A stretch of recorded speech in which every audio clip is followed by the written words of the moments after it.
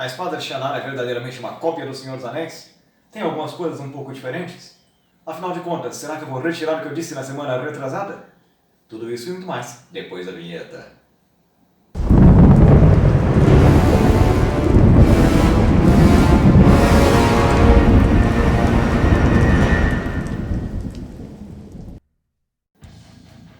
Cambada, vamos começar com a nossa boa e velha pancadaria seca, mas antes de qualquer coisa, mete o like nesse negócio aí, nesse botão, destrua o botão do like, mete a chinelada, mete a bota nesse like, se inscrevam no canal que já sabe, né? Vem morar no castelo com a gente, que aqui tem espaço para todo mundo. Temos que ter pelo menos 1000 moradores aqui no castelo até o final do ano. Olha só que divertido. Mas, capivaras do oeste selvagem, vamos começar com a nossa pancadaria seca oficialmente agora. E já respondendo a primeira pergunta que eu fiz no começo dessa introdução. Sim, retiro o que eu disse. Num primeiro momento, me pareceu uma leitura muito próxima do que acontece no Senhor dos Anéis. Tem muitas coisas que são muito parecidas. Um conselho, um representante de cada raça, coisas assim que aparecem de maneira muito escancarada nesse livro A Espada de Shannara, que lá estava eu lendo com a minha belíssima esposa, né, a Super Camera Woman. No final das contas, nós temos aí algumas coisas que são muito próximas, no entanto, como todo autor, nós temos defeitos e virtudes. E eu acredito que as virtudes superam em muito os probleminhas que eu fui encontrando ao longo dessa leitura, então vamos conversar um pouquinho sobre eles. A primeira coisa que eu olhei aqui e que eu observei que era uma semelhança muito grande, uma quase cópia, é essa questão do protagonista inapto a concretizar uma missão, menor do que os outros, com menos habilidade do que os outros. Isso foi realmente uma cópia muito grande dos Hobbits. Né? O nome do protagonista é Shia e o Flick. Por mais que ele ponha esses personagens um pouco mais corpulentos, né, do que um Hobbit, são maiores, são homens comuns, mais velhos, já com alguma certa maturidade, né? No entanto, o percurso que eles vão desenvolvendo ao longo de toda essa aventura é muito próximo dos Hobbits. O moleque não sabe brigar com a espada, tem um fetiche, né, que nós dizemos, ele depende muito desse objeto mágico, as pedras élficas, no caso, que aparecem ali. Dependem muito desse apoio externo de alguns outros personagens que são muito mais capacitados do que eles para poder concretizar a missão. Né? Assim como acontece no Senhor dos Anéis, que só o Frodo poderia destruir o Anel, é só o próprio Shia, né, carregando a espada de Shannara, que pode matar o Lorde Feiticeiro. Vamos falar dele daqui a pouquinho também. Porque, no final das contas, é uma proximidade muito grande. Então, pensando numa questão estrutural, pensando na peripécia, vamos por assim usar o termo literário, né? Toda essa problematização que acontece, esse conflito que precisa de uma resolução, é muito parecido com o Senhor dos Anéis. Tanto que ele recebe apoio de um time, cada um de uma raça, a coisa vai se desenvolvendo.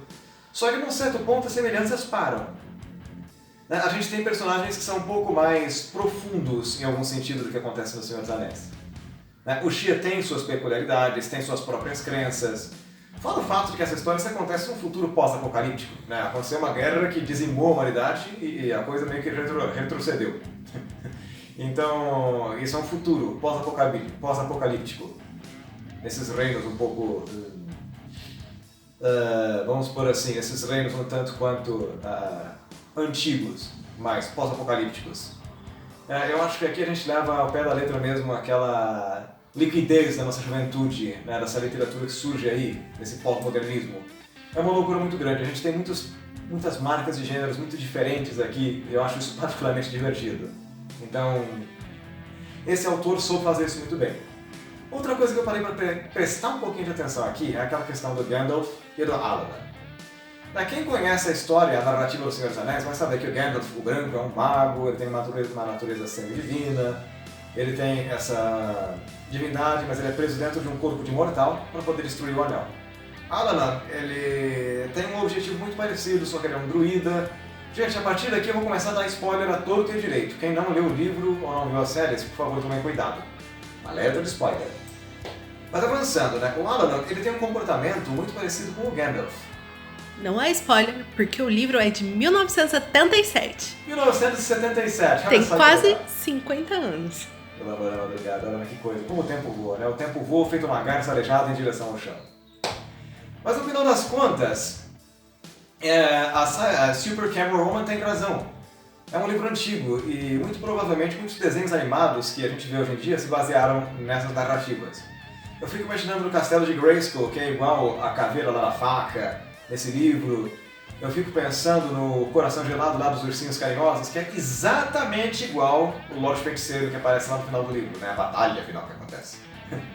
Mas assim, o foco é Gandalf o Branco, que antes era o Gandalf o Cinzento, ele é bastante diferente do Alaman.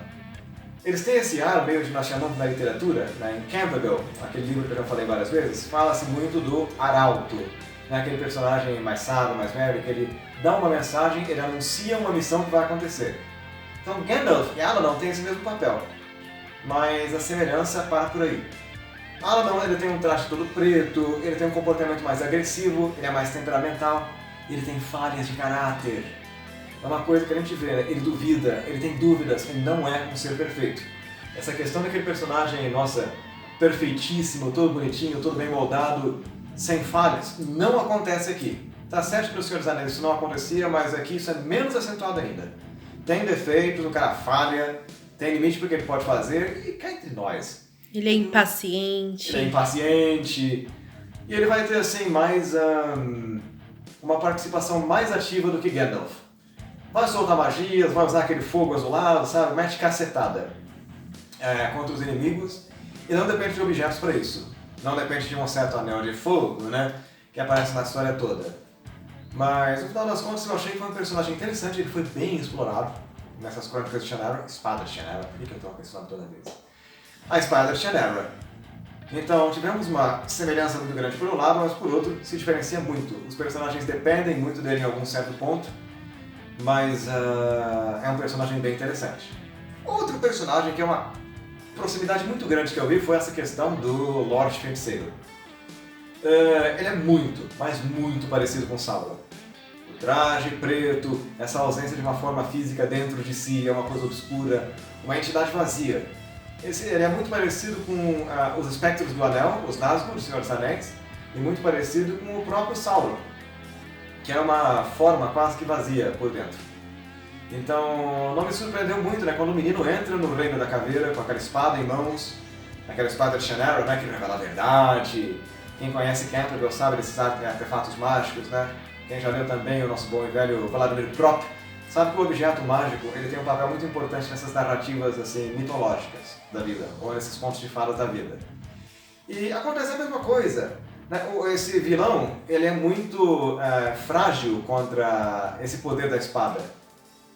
Por isso que o herói, né, o Shia, que é o único que poderia realizar tal feito, mete cacetada no Lorde Feiticeiro, fazendo ele se deparar com a própria forma, que é vazia.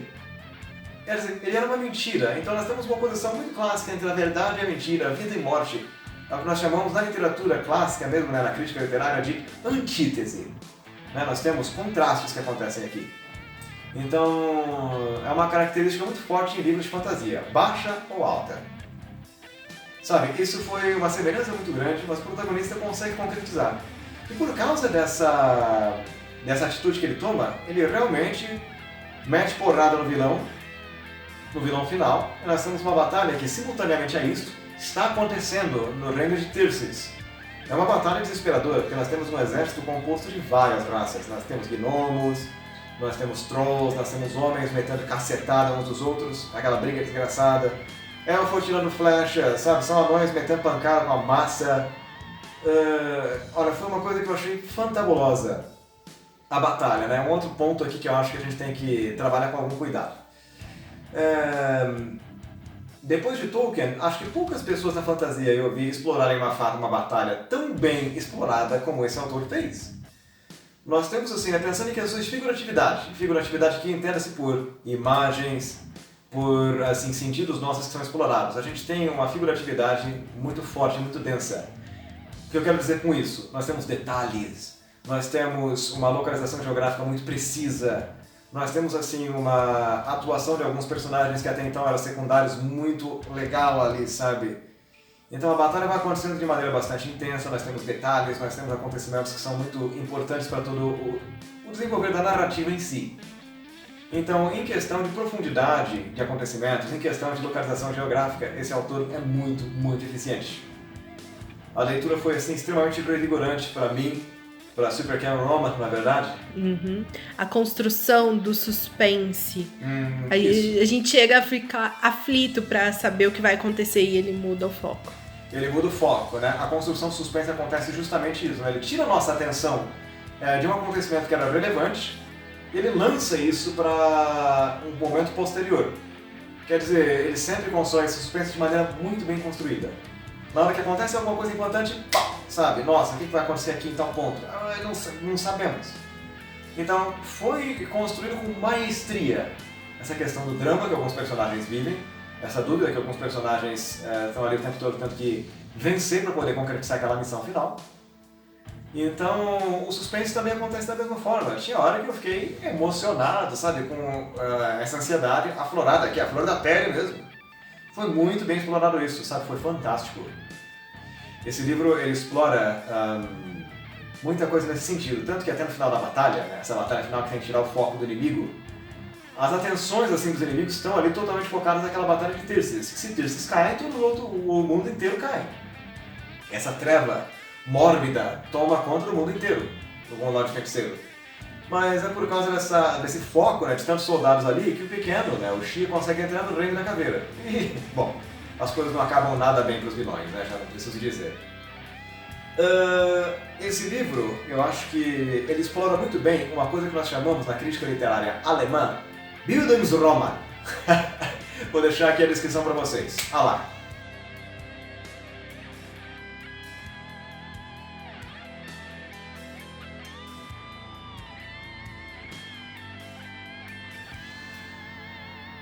Bom, vocês puderam ver aí o que significa esse verbete aqui, que a crítica literária já tem usado já tem algum tempo. Então, é muito isso. Na parte do Xia, principalmente, na parte do Flick, nós temos um amadurecimento monstro. Né? Quem leu esse livro, quem está se divertindo aqui com esse vídeo, já deve estar entendendo o que eu quero dizer. O Flick era aquele personagem que você não dava muita coisa pra ele, era pessimista demais, não tomava atitude nenhuma, tinha uma natureza um pouco covarde. No começo eles fogem, assustados daquela criatura, né, o Portador da Caveira, que é o equivalente aos Nazgûl, né, os espectros do Anel do Senhor dos Anéis. Ele persegue esses protagonistas, mas eles têm uma impotência muito grande diante a isso. Chega no final, o moleque sequestra um elfo que tinha sido preso num acampamento inimigo, num exército que facilmente supera 20 mil homens. Foi uma coisa assim estupidamente corajosa. Foi inconsequente, né, como o próprio Mannion de Leah, né, também faria, que é um personagem que é um pouco irascível, ele é um pouco imaturo, ele é um pouco inconsequente de suas próprias ações, mas isso tudo muda. O príncipe de Leah, né, esse personagem que é tão importante, amadurece, percebe as suas obrigações como um rei no futuro, porque ele é um príncipe. Flick, ele deixa de ser pessimista e usa a sua própria coragem, passa a acreditar mais em si mesmo.